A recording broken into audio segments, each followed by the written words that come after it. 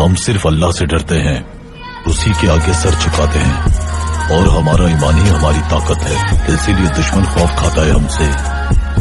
कुछ लोग नबी अलैहिस्सलाम को मुख्तार कुल मानते हैं, यानी उनका अकीदा है कि नबी अलैहिस्सलाम के अख्तियार में सब कुछ है। नबी सल्लल्लाहु अलैहि वसल्लम जो चाहे सो कर सकते हैं।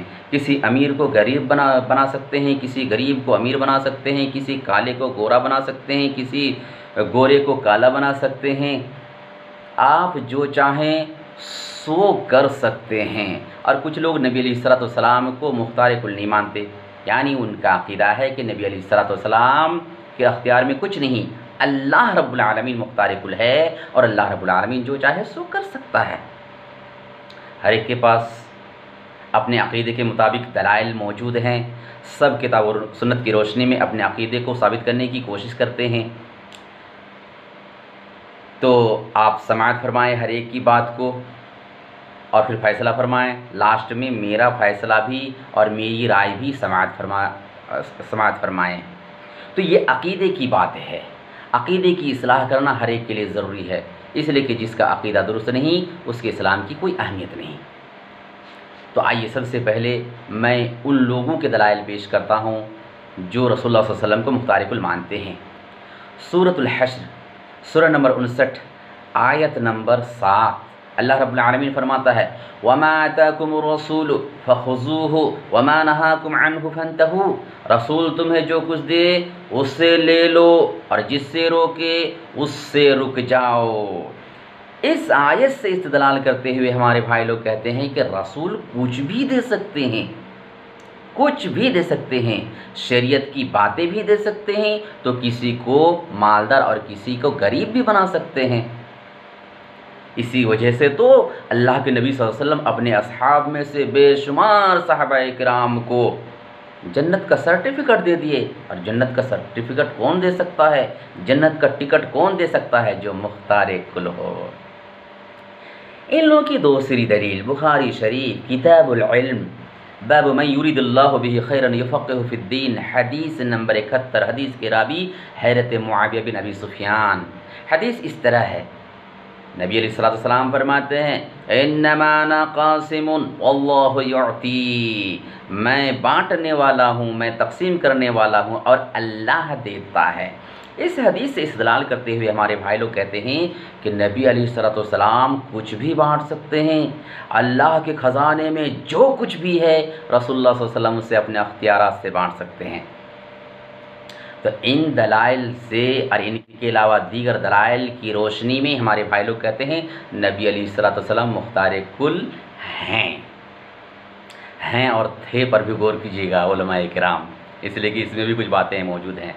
और जो लोग नबी अलैहिस्सलाम को मुख्तार कुल नहीं मानते, उनका कहना है कि मुख्तार कुल वो होता है और वो हो सकता है जो कुछ भी कर सकता और उसके साथ कोई कुछ नहीं कर सकता, उसे कोई तकलीफ़ पहुंचा नहीं सकता, उसे कोई सता नहीं सकता, वो जो चाहे सो कर सकता है।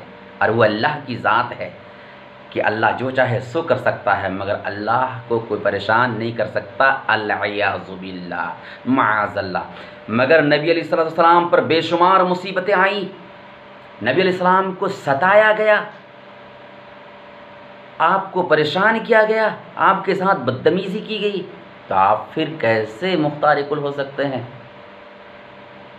जैसे कि उन लोगों की पहली दलील बुखारी शरीफ किताब मनाक़िबुल अंसार बाबु मा लक़ियन नबी सल्लल्लाहु अलैहि वसल्लम मिनल मुश्रिकी मा लक़ियन नबी सल्लल्लाहु अलैहि वसल्लम व अस्हाबुहु मिनल मुश्रिकीन बिमक्का।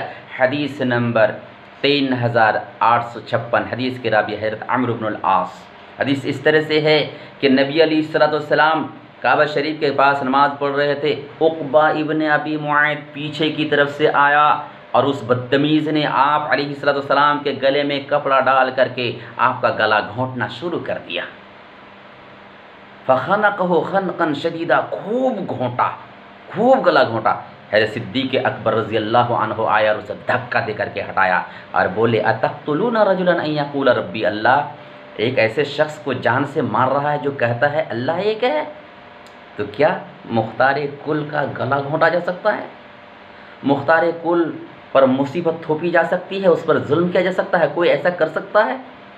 پتہ چلا آپ صلی اللہ علیہ وسلم مختار کل نہیں تھے۔ دوسری دلیل بخاری شریف کتاب الوضو، باب اذا القی علی ظہر المصلی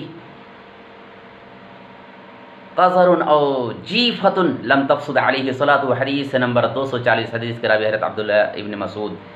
بڑی حدیث ہے، نبی علیہ السلام کعبہ شریف کے پاس نماز پڑھ رہے تھے، وہی بدتمیز عقبہ ابن ابی معیط کچھ لوگوں کے مشورے سے اونٹ کی اوجھڑی لے کر کے حاضر ہو گیا، اور نبی صلی اللہ علیہ وسلم جیسے سجدے میں گئے آپ کی پشت پر، آپ کی پیٹھ پر رکھ دیا۔ اوجھڑی بہت بھاری تھی، آپ سجدے سے سر اٹھا نہیں پائے۔ حضرت فاطمہ آئی فطرحتہ عن ظہرہ، اور آپ کی پشت سے بڑی مشکل سے اس اوجھڑی کو ہٹائی، اس کے بعد آپ سجدے سے سر اٹھائے۔ تو کیا مختار کل کے ساتھ ایسی بدتمیزی ہو سکتی ہے؟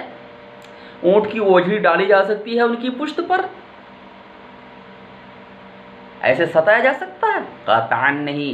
اس کا مطلب آپ مختار کل نہیں تھے، ورنہ آپ کو ستا نہیں سکتا، آپ کے اشارے سے کچھ بھی ہو سکتا تھا۔ مسلم شریف کتاب الجہاد، باب غزوۃ احد، حدیث نمبر 17 سے 91، حدیث کے راوی حضرت انس بن مالک رضی اللہ عنہ۔ جنگ احد کے دن آپ علیہ السلام پر کسی نے تلوار چلائی اور آپ کا سر زخمی کر دیا، کسی نے تلوار سے وار کیا اور آپ کا چہرہ زخمی کر دیا، کسی نے آپ کا دانت توڑ دیا، آپ کو بہت دکھ ہوا، بڑی تکلیف ہوئی، آپ کی زبان سے یہ بات نکل پڑی، کیف یفلح قوم شجوا نبیہم وکسروا رباعیتہ وہو یدعوہم الی اللہ۔ وہ قوم کیسے فلاح پا سکتی ہے جس نے اپنے نبی کا سر زخمی کر دیا، ان کا دانت توڑ دیا، حالانکہ وہ انہیں اللہ کی طرف دعوت دے رہا تھا۔ جیسے یہ بات آپ کی زبان سے نکلی، اللہ رب العالمین کی طرف سے آیت نازل ہوئی، سورہ آل عمران سورہ نمبر 3 کی آیت نمبر 128، لیس لک من الامر شیئا، اے نبی آپ کے اختیار میں کچھ نہیں ہے، آپ کے اختیار میں کچھ نہیں ہے۔ بھلا بتائیے، جو مختار کل ہو اس کا سر زخمی کیا جا سکتا ہے، ان کا چہرہ زخمی کیا جا سکتا ہے، ان کا دانت توڑا جا سکتا ہے، اور اللہ پھر اسے ایسا کہہ سکتا ہے کہ آپ کے اختیار میں کچھ نہیں؟ اس کا مطلب آپ مختار کل نہیں تھے۔ تبھی تو ان دلائل کی بنیاد پر ہمارے بھائی لوگ کہتے ہیں آپ صلی اللہ علیہ وسلم مختار کل نہیں تھے۔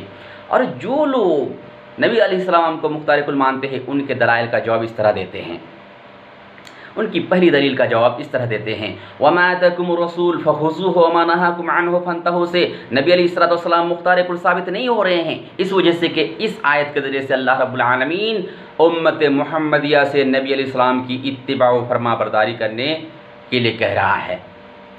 امت محمدیہ سے کہہ رہا ہے کہ تم اپنے نبی کی اطاعت و فرما برداری کرو، بات مانو، جو بھی کہہ رہے ہیں من و عن، چپ چاپ بلا اعتراض کہ مان لو، اس لیے کہ نبی کی بات ماننا اللہ کی بات ماننا ہے۔ نبی اپنے طرف سے کوئی بات نہیں بتاتے، اللہ کے بتانے سے بتاتے ہیں، اس لیے کہ اللہ نے اسی کام کے لیے اسے بھیجا ہے۔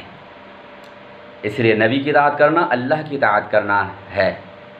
اسی لیے تو آپ صلی اللہ علیہ وسلم نے فرمایا تھا، من اطاعنی فقد اطاع اللہ ومن عصانی فقد عصى اللہ، جس نے میری بات مانی اس نے اللہ کی بات مانی، اور جس نے میری نافرمانی کی اس نے اللہ رب العالمین کی نافرمانی کی۔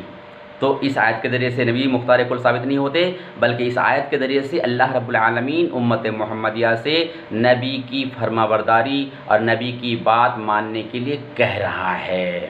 اور جہاں تک یہ کہنا کہ نبی علیہ السلام جنت کا سرٹیفکیٹ دیا کرتے تھے، تو آپ اپنے اختیار سے سرٹیفکیٹ نہیں دیتے تھے، بلکہ آپ جنت کی خوشخبری دیتے تھے، اس لیے کہ اللہ رب العالمین آپ کو خوشخبری دینے کے لیے بھی کہتا تھا، جیسا کہ